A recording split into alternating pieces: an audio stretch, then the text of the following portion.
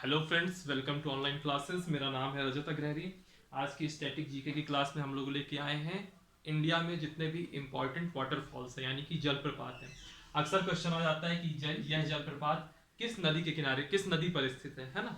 तो अक्सर इसमें कंफ्यूजन होता है। एक क्वेश्चन पूछ लेगा, कई बार ऐसा रहा है कि चार आ जाएंगे, उधर चार नदियों का नाम दिए रहेगा और आपको मिलान करना होगा कि इसका ए सही है, इसका ए का 1 होगा, बी का 2 होगा, कि सी का 3 होगा, कि डी का 4 होगा। ऐसे करके आपको मिलान वाले आते हैं।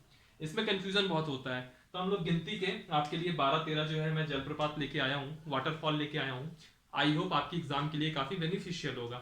चलिए फिर आज की क्लास चालू करते हैं, आप लोग का टाइम वेस्ट किए बिना। वीडियो को शुरू से लेकर के अंत तक देखिएगा, आपके लिए बहुत ही ज्यादा यूजफुल रहेगा। Different types of waterfalls.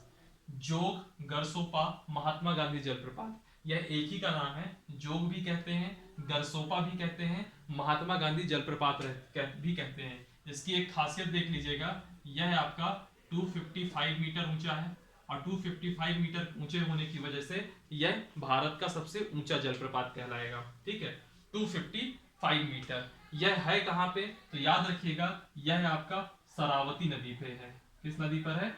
Sharavati नदी पर है। ठीक है, अब आप कहोगे कि अगर आप सिर्फ 12-13 जलप्रपात कराएंगे, देश में तो जलप्रपात बहुत है। तो देश में जलप्रपात सैकड़ों की संख्या में है। अगर आप अकेले मध्य प्रदेश के वाटरफॉल देखेंगे तो यहाँ ही आपको 20-25 मिल जाएंगे।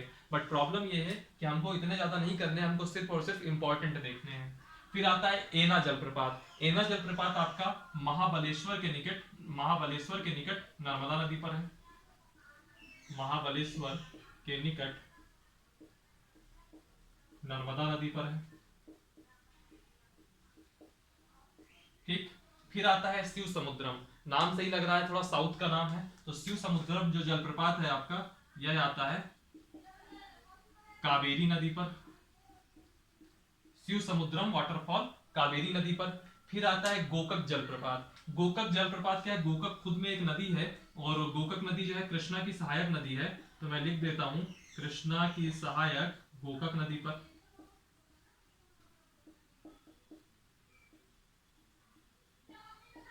कृष्णा की सहायक गोकक नदी पर गोकक जलप्रपात है। फिर आता है आपका पायकारा जलप्रपात। ये जो पायकारा जलप्रपात है, यह आपका नीलगिरी के क्षेत्र में है। याद करिए, नीलगिरी जब हमने बात की थी, 3 राज्यों में है। किस किस राज्य में है? तमिलनाडु, केरल और कर्नाटक। फिर आता है चूलिया जलप्रपात। तो चूलिया जलप्रपात आपका चंबल नदी पर है। और जो पुनासा जलप्रपात है, पुनासा जलप्रपात भी आपका चंबल नदी पर है। आप इसका स्क्रीनशॉट लीजिए, मैं इसको आपको रिकॉल करवाता हूं फटाक से।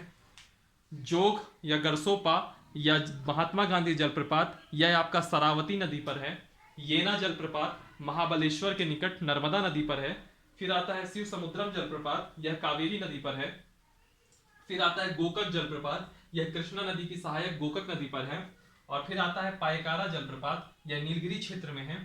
फिर आता है चूलिया जलप्रपात, यह चंबल नदी पर है। और फिर आता है पुनासा जलप्रपात, यह भी चंबल नदी पर है। ठीक है, ये 7 हमने देखे। इसके आप लोग स्क्रीनशॉट ले लीजिए, फिर मैं आगे चलता हूं।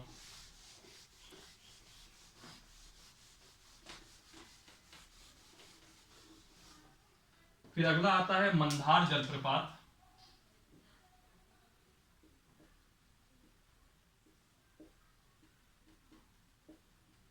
मंदार जलप्रपात। ठीक। फिर मंदार के बाद आता है बिहार जलप्रपात। अब बिहार जलप्रपात नाम देख के लग रहा है कि बिहार में होगा, लेकिन पूछ रहा है कि किस नदी पर है, तो ये आपको बताना है। मंदार जलप्रपात। फिर आता है आपका एक बिहार जलप्रपात। फिर एक बहुत फेमस है आपका धुआंधार जलप्रपात। एमपी वाले तुरंत समझ गए होंगे कहां पर है, धुआंधार जलप्रपात। और लास्ट वन इसका एक और देख लीजिए, वो है हुंडरू जलप्रपात। हुंडरू जलप्रपात। ठीक। जो मंदार है, मंदार आपका चंबल नदी पर है। पुनासा भी देखे इसके पहले और चूलिया भी देखे, तो दोनों चंबल पे थे और मंदार भी चंबल पर है।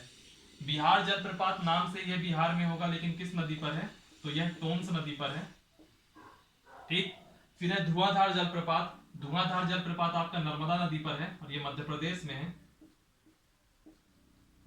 और फिर आता है हुंडरू जलप्रपात, और हुंडरू जलप्रपात आपका बहुत फेमस है, स्वर्ण रेखा नदी पर है।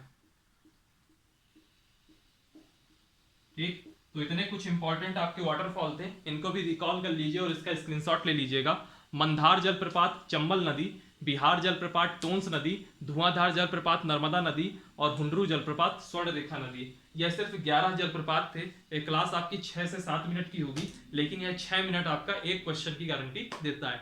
चलिए फिर आज की क्लास के लिए इतना ही रखते हैं। नेक्स्ट स्टैटिक जीके में अगर आपको कुछ और फैक्ट देखने हैं तो इस चैनल की प्लेलिस्ट में जाएंगे, वहां आपका स्टैटिक जीके दिया होगा। जीएस में बहुत डिटेल में पढ़ाई करनी है तो जीएस का एक अलग सेक्शन दिया होगा जिसमें अभी पॉलिटी चल रहा है। और फिर रीजनिंग का देखना है तो रीजनिंग का आपको अलग दिखेगा। एमपी स्पेशल और मध्य प्रदेश स्पेशल जीके और उसके अलावा मैथ, ये भी बहुत जल्दी आने लगेंगी। ठीक है, बहरहाल आज के लिए इतना ही करते हैं। वीडियो को लाइक कीजिए, कमेंट कीजिए, सब्सक्राइब कीजिए, दूसरे इसके लिंक अपने फ्रेंड्स वगैरह को भी भेजिएगा। ठीक है, और डिस्क्रिप्शन बॉक्स में एक टेलीग्राम की लिंक दी हुई होगी, उसको जरूर ज्वाइन कीजिएगा। चलिए फिर, thank you for watching, thank you so much. हंसते रहिए और पढ़ते रहिए।